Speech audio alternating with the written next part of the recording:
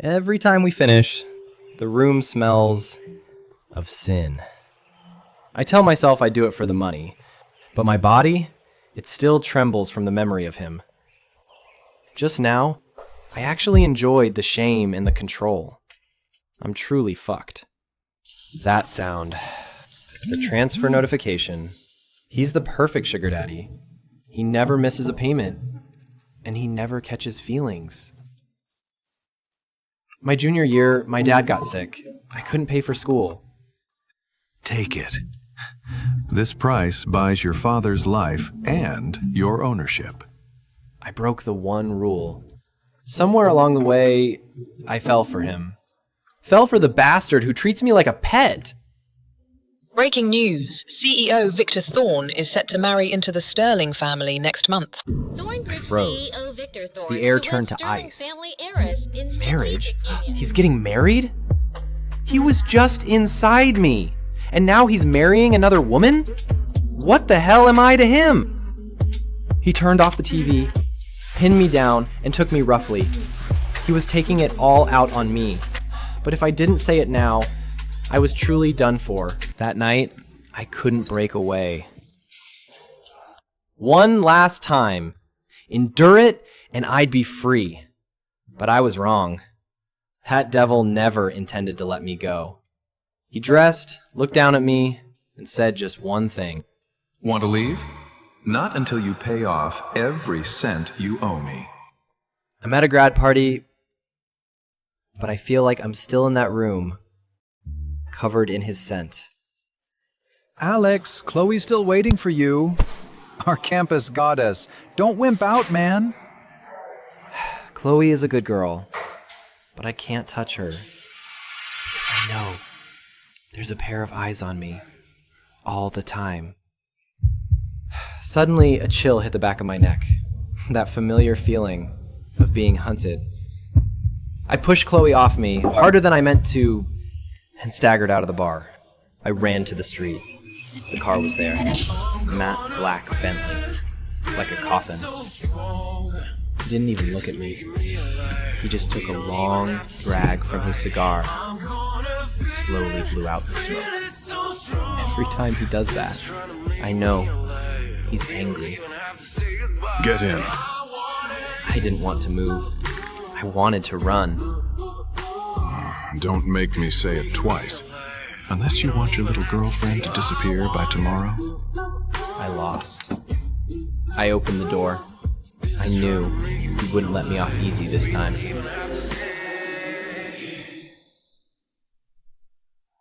I really thought when he dragged me back last night that he'd punish me, break me, keep at it until I begged. But he didn't. He tossed me into the bedroom, then shut himself in the study and worked all night.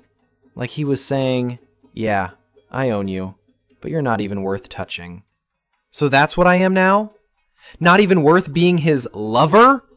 The call from the hospital saved me. Another minute in that apartment and I swear I would have suffocated. Putting on my white coat, I could pretend I was still that decent med student. And honestly, Victor does push my studies harder than anyone. It even feels like he's planning my future for me. But then I remember his wedding, and something hurts. It's his future, not ours. I saw a kid in pediatrics today, Leo. Didn't cry, didn't smile, just gripping a little lion toy. Those cold eyes. God, I knew that look. Then he reached out to me, just held his hand up. The nurse freaked out, said Leo doesn't let anyone close. Anyone except me. She practically shoved the phone into my hands and begged me to call his parents. And honestly, I kind of wanted to laugh. What are they so scared of? It's just a phone call. The guy on the other end isn't going to eat them. I told him his kid missed him. He just gave this cold, and hung up. Half an hour later, the door opened. It was Victor. How the hell was it him? And Leo, this kid who shuts everyone out, ran straight into his arms. I couldn't believe it. The man who feels like a demon to me is a good father? Watching them, something twisted in my chest. I was jealous of his kid. Let's go. Time to go home, my boy. His eyes brushed over me. And I had this insane thought. That good boy, was he talking to me? After he left with his kid, he went silent for a whole month. No calls, no messages. I went from sleepless nights to forcing myself to get over it. But every day, I still checked on his son Leo, staring into that kid's eyes, hoping to catch a trace of him in there. Finally, it's over. The contract expired just now, and I got the offer from City General, a place Ethan's hands can't reach. I'm free. Please welcome our distinguished alumnus, Chairman of Thorn Group, Mr. Victor Thorn. He walked on stage. Spotlight hit him like he was carved out of light, like a god. But it doesn't matter. I just need to survive the next 10 minutes. Thank you. Today I'm not just here to speak. I'm here to announce Thorn Group's newest strategic acquisition. Acquisition? At my graduation? To support medical development, I've officially acquired City General Hospital. What? That's the hospital I was supposed to start at. And I will personally appoint an exceptional graduate as my family's health consultant to thank him for taking care of my adoptive son, Leo Thorn. Adoptive son? Mr. Alex, please come on stage. I can't run. The whole school is watching. I climb the stairs like a puppet on strings. This isn't my graduation. It's a hunting ground. And I'm the prey. Thought the contract was over. How naive, little one. Tonight, my room. Wear your white coat and nothing underneath. The doctor game has only just begun. My graduation gown is tossed aside. I'm wearing this white coat now. It used to mean everything to me.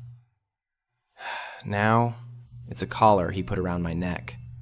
I know exactly what he's done. My career, my future, taken apart, claimed. And the sick part is, while I hate this power he has over me, I can't stop sinking under his gaze. It suits you. This coat isn't for saving lives anymore. It's here to remind you who you belong to. The punishment doesn't come. My body locks up, waiting for the humiliation I know is coming.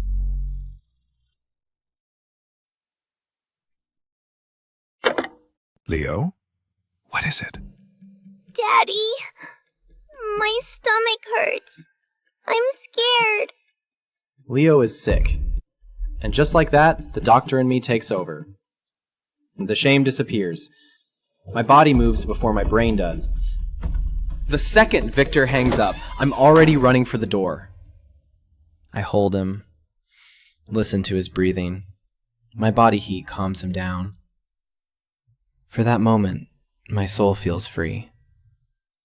I feel how much Leo depends on me. Being needed like this, it fills something in me. You did well. My son needs you. Uncle Alex, Aunt Claire said she's coming soon. Is she going to be my mommy? Mommy? The word hits me like ice water. Victor doesn't deny it. He just stands there. That's when I remember he's a man building a family. A man who will never choose me. Honey, I'm here. She swarmed Leo with performative concern. The room instantly choked on her expensive, sickly sweet perfume. God, I hated it. I told her it was just a stomachache. He's fine. She asked if I was the family doctor. Victor just nodded. A doctor who warms his bed. That's all I am to him. He never misses a chance to humiliate me. Victor pushed her off, said he had to take a call. Doctor, don't think that white coat washes away your stench, you slut. I hissed at her. Leo's right there. She smirked, Said he was asleep, so I don't bother looking for help. And she's the wife. I'm just the pathetic pet. Something inside me broke. I might be cheap. I might be nothing. But I was done with everyone thinking I was begging for Victor's love. I slapped her hand away, looked her dead in the eye, and gave her the fakest smile of my life. Miss Claire, you've got one thing wrong. Other than his money, Victor means nothing to me. The second the words left my mouth, I regretted them. Claire's face went from angry to terrified. She wasn't looking at me anymore. She was staring right past my shoulder, at the door. Get out. Claire tried to argue, but Victor cut her dead, told her to vanish unless she wanted her father's company to burn. He kept coming. I kept backing up, until my spine hit the cold wall. Nowhere to run. So, you're only with me for the money. He snapped, right next to Leo's bed. To punish me for the money comment, he pinned me to the rug. It wasn't sex, it was an assault. We tore at each other like animals in the dark. The pain, the pleasure, it was paralyzing. Quiet now? Where's that fire you had with Claire? The nightlight caught his back. I froze. It wasn't skin. It was ruined meat. No. Old scars. Cigarette burns. Thick raised welts from a belt. Like ugly centipedes crawling over his perfect muscles. These weren't adult wounds. They were too deep, too concentrated. That was years of torture, from when he was just a kid. Even years later, I can smell the blood in a wound like that. I couldn't stop myself. I reached out. It felt rough, like sandpaper. The second I touched him, Victor flinched. Don't touch me! Take the money, get out! He ran, like a thief caught in the act. I picked up the check. It was still warm from his hand. My fingers burned. That rough texture, it felt like a brand seared into my chest. Victor Stone, who did that to you? Why does seeing your scars hurt more than what you just did to me? I have to know. The check was still burning a hole in my pocket. I waited for Victor to explain, but he treated me like air. Until the accident. Leo reached for the jam. Smash. Glass exploded on the floor. Victor's reaction was terrifyingly fast. He shot up, right hand raised high, backhanded, ready to strike. Then he froze. He stared at his own hand hovering in the air, trembling, like he was looking at a loaded gun. Muscle memory.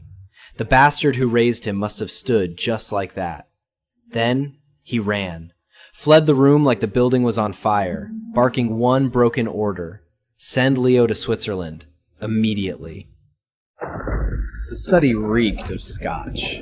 Victor was huddled in the shadows. When I entered, he bristled, a cornered animal showing its teeth. Take the money. Take the kid. Get out. Money again. But this time, I saw his hand shaking. He doesn't hate Leo. He's terrified. Terrified that his hand won't stop next time. I walked right up to him, grabbed his tie, yanked him close. You think you look just like him in that moment, right? The man who carved up your back? He tried to push me away, but his trembling fingers betrayed him. He's no tyrant. He's just a victim trapped in a cycle of violence, desperate to hit the brakes. I stepped in. Before he could shatter, I wrapped my arms around him. It's okay. You stopped, Victor. You stopped. You didn't strike. You are not him. Alex, don't let go. After that shattering embrace, Victor collapsed. Fever stripped away his armor, sunk deep into the pillows, flushed and burning. He looked almost vulnerable. But I soon realized that vulnerability was just a cover for something darker. He wouldn't let me out of his sight. Not for a second. Where are you going? I checked the clock, told him I had to run to the hospital. Just a signature on a surgical plan. No. It's raining out there. You'll get hurt. Car crashes, muggings, accidents. Alex, The world is just accidents waiting to happen. It was sunny outside. He wasn't stating facts. He was narrating his own catastrophe. I told him, it's my job. No one's going to hurt me. Job? You don't need a job. I have money. Quit, Alex.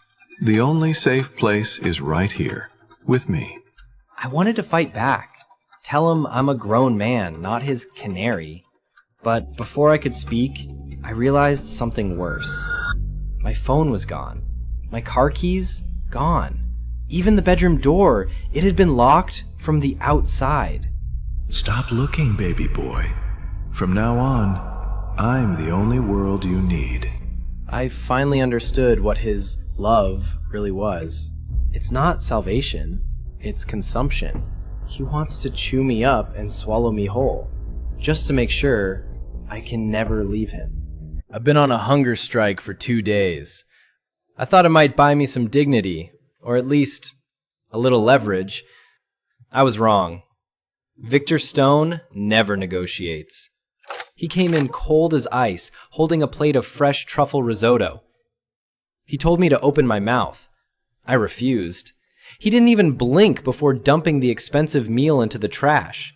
Then came the sound that haunts my nightmares. The belt coming off. Not hungry? Fine. Won't eat that. Eat me. It wasn't sex. It was punishment. He forced me to swallow, breaking me like an unruly animal. Tears streamed down my face. In the suffocation, I felt a shameful surrender. Uncle Alex!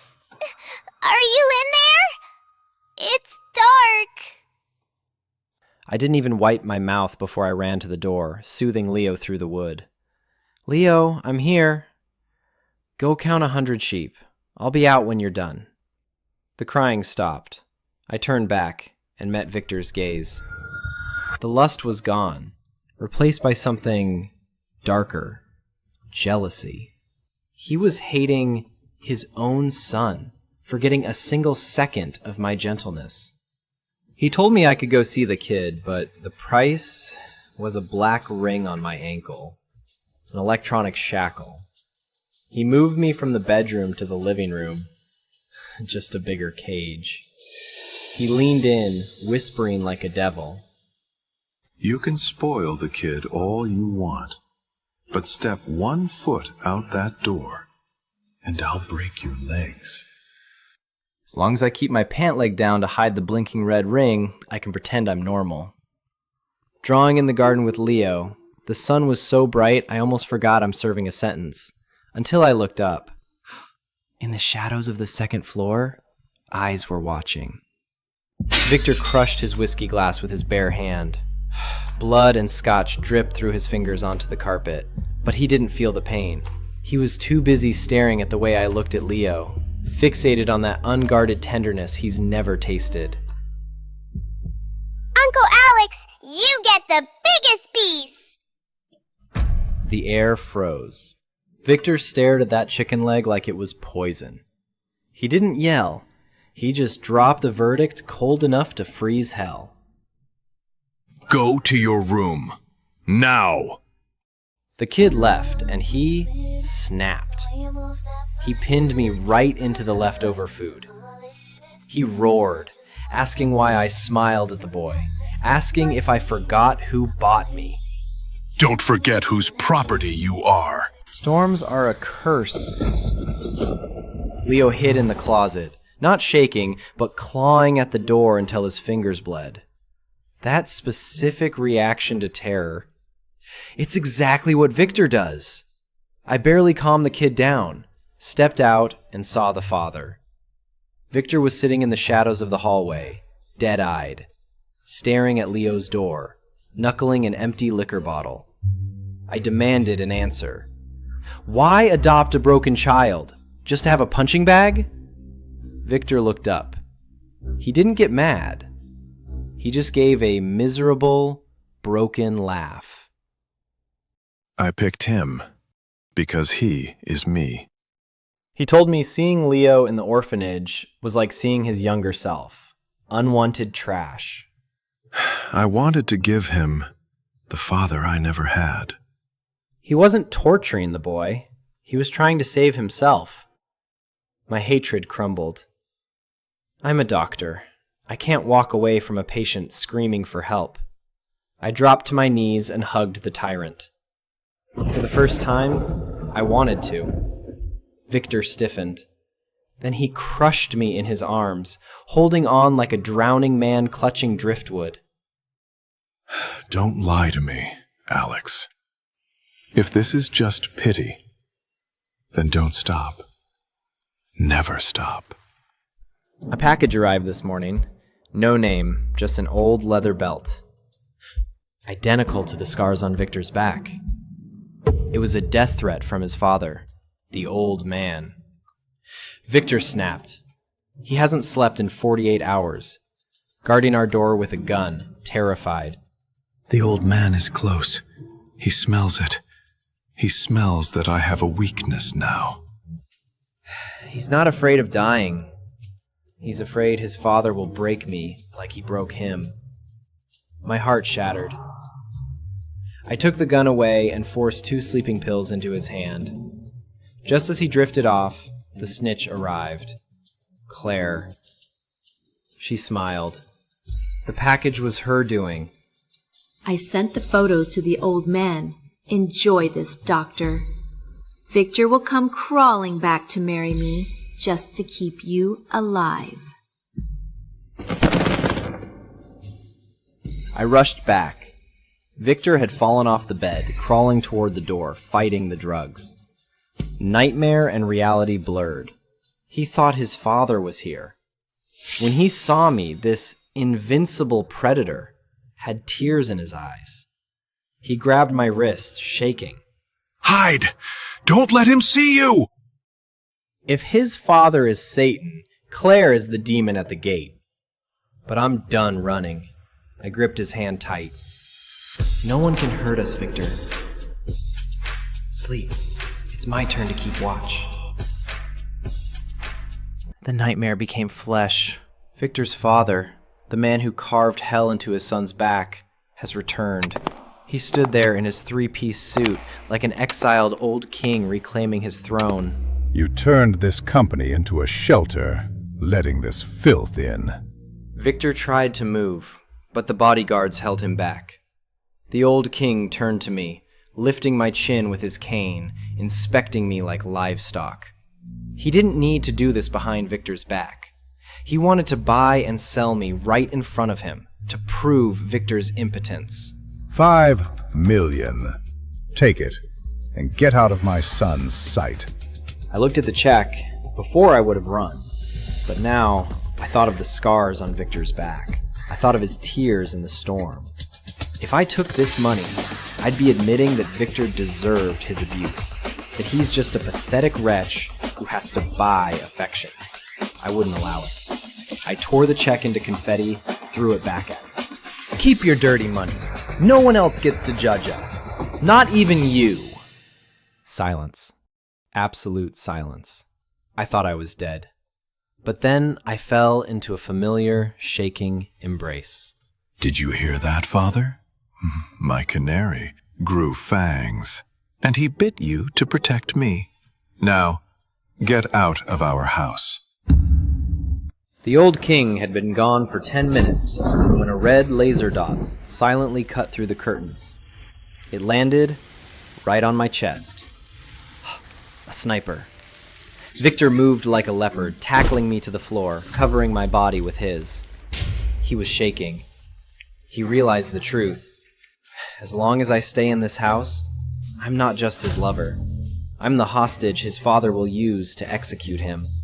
He dragged me to a blind spot, shoving a passport and cash into my hands. I refused. I said I'd die with him. He froze. Then he gripped my jaw. To save me, he had to kill me. Get out. Don't be a liability. Liability. That word hurt more than a bullet. I was shoved into the armored car.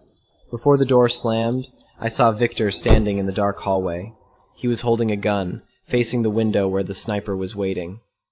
He used the cruelest words to push me away, while using his own back to block the gunshots for me.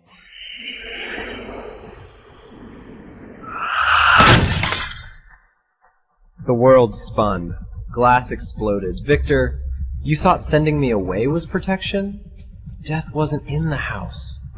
In the last second of consciousness, I heard his voice screaming when the phone dropped on the floor seat. Alex?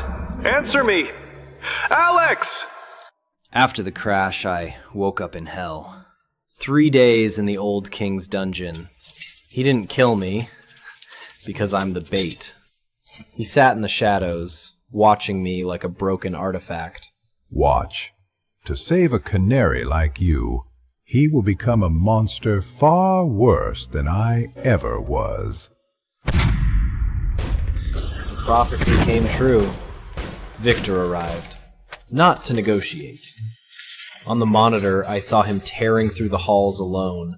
No body armor, just a white shirt soaked in red. The old king collapsed in terror. Victor pressed the gun to his father's skull.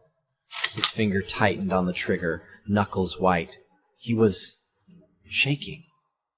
Not from fear, but from the thrill of the kill. One shot, and he ends his childhood nightmare. But he would also become the very devil he hated. Victor! Look at me! Don't dirty your hands with trash! Take me home, please! Victor dropped the gun. He fell to his knees in front of me, reaching out, then pulling back when he saw the blood on his hands. I'm dirty, Alex. Don't look at me. I'm a monster. I didn't flinch. I cupped his blood-stained face and kissed him hard. Dirty? Then let's go to hell together. You're my monster now, Victor. Back at the safe house, Victor stormed into the shower, fully clothed. He was scrubbing his hands like a maniac, his skin raw and bleeding. The blood was gone, but he was still washing. He was trying to wash away the impulse, the urge that almost made him pull the trigger on his father. He hated that. In that moment, he became the very monster he despised. I almost killed him, and I liked it. I'm a born killer. He slammed me against the wet tiles, not to hurt me, but to force me to see his true face, hoping I'd run in fear. But I didn't see a monster. I saw a child holding a knife, terrified of hurting the only thing he loved. Look at me, Victor. You stopped. Monsters don't stop, but you did. I took the towel and wiped the water and blood from his face, gentle as a mother washing a child. In this moment, there was no CEO, no predator, just two survivors, wet and shivering, clinging to life. If he's a demon from hell, then I'm the accomplice who holds the door open. If his hands are dirty because he saved me, then I'll never let them go. Don't let go, Alex. If you let go, I'll never find my way back. I dragged him from the shower to the bed to dress his wounds. New cuts from saving me were layered over the old cigarette burns and belt welts from his childhood. Fresh pain on top of old scars. His back was a map of torture. Don't look. It's disgusting. I wanted to give you the best, but all I have left is this rotten version of myself. He thought I wanted the shiny CEO, the power, the money. He didn't know that these scars are what turned him from a cold god into a living, breathing human. I pressed my chest against his back, kissing the few patches of unbroken skin. I don't need a perfect god, Victor. I just need you. Victor turned to face me, eyes rimmed with red, filled with disbelief. I thought of the little boy he talked about, locked in a basement, alone. Even with all his empire, that boy was still crying in the dark. I cupped his face, my thumb brushing his cheekbone. I wish I could go back. I wish I could find that little boy in the corner and just hold him tight. A hot tear smashed onto the back of my hand. Victor cried. For the first time since he became a man, a tyrant wept. Thank you, Alex. I finally found you. After that night of tears, Victor changed. The shadow of his father was gone. He became the true king. But to build us a future, he had to burn the past. He personally handed evidence of the old king's money laundering to the prosecutors and purged the entire board. But Claire had one last bomb. She leaked Victor's psychiatric records and photos of the ankle monitor. Headlines screamed, "The billionaire's sex slave, brainwashed doctor." She spun the narrative. Victor is a psycho, and I'm just a victim of Stockholm Syndrome. Victor Stone is a monster who keeps that man locked up like a dog. I thought he would lock me in the panic room again, or smuggle me out the back. He didn't. Head up, Alex. No more hiding. From today on, the whole world will know who you belong to. The doors burst open. The blinding lights made me flinch. But Victor grabbed my hand. Not just holding it, he interlaced our fingers and raised them high, showing to every lens. Listen closely. He is not a victim.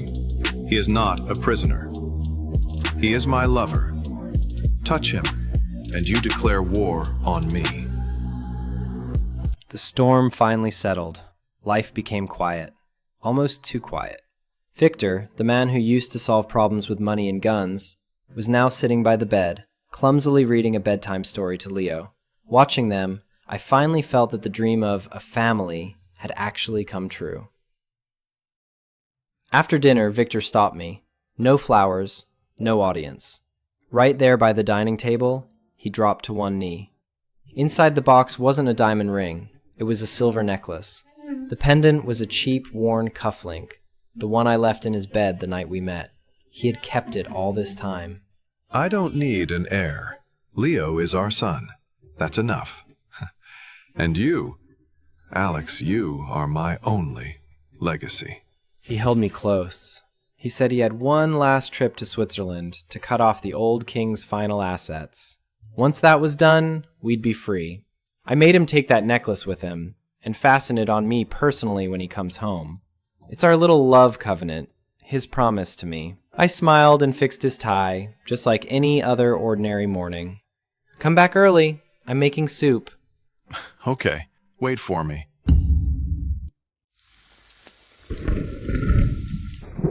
The storm was raging outside. Leo and I set the table, waiting for him. But my heart was racing. A bad feeling clawed at my chest. The phone rang. Victor. The signal was weak, background filled with strange wind noises. Alex, remember to eat on time. Hang up Leo's painting. And I love you. Never changed. I thought he was just homesick. I smiled and wiped a tear. Okay. I am.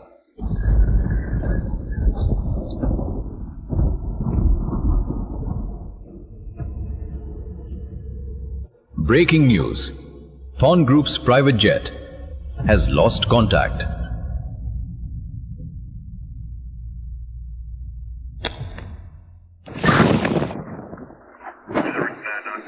I sprinted to the coastline like a madman. Rescue teams brought back only debris.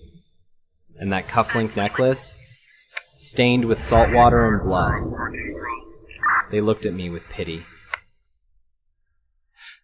But I didn't cry. It felt too fake. Victor is powerful. He's a monster. Monsters don't die. This must be another punishment game. He's hiding somewhere, laughing at me. I returned to the mansion, quiet as a tomb. I spoke to the air, waiting for that familiar voice to answer. Victor, stop playing.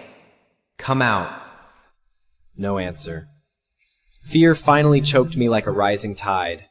I knelt on the floor, begging into the void. I won't run anymore.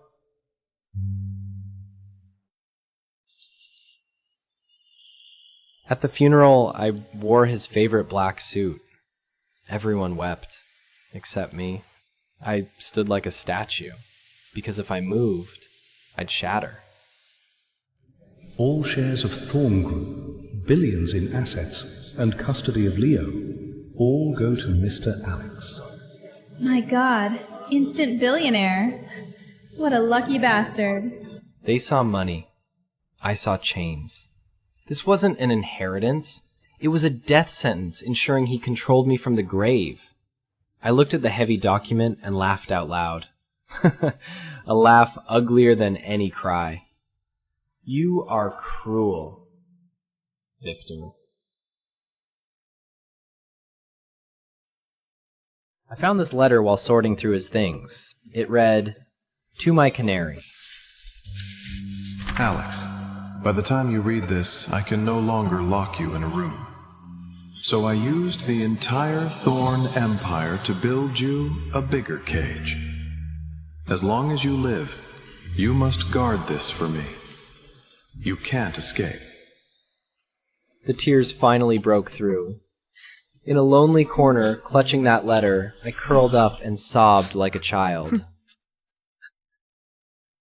Long after, I wiped my tears. My eyes changed, cold, just like his. I put on the cufflink necklace. As you wish.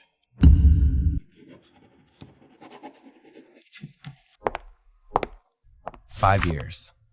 I became mature, cold, just like Victor used to be. I coldly rejected everyone. My world was just business and Leo. Late at night, I walked into the bedroom that once imprisoned me. Nothing had changed. The anklet with the tracker, still sitting on the nightstand. I lay on the bed where we once entangled, gripping the anklet tight. I closed my eyes. I could feel him, right behind me. That familiar warmth, imaginary yet eternal, wrapping around me.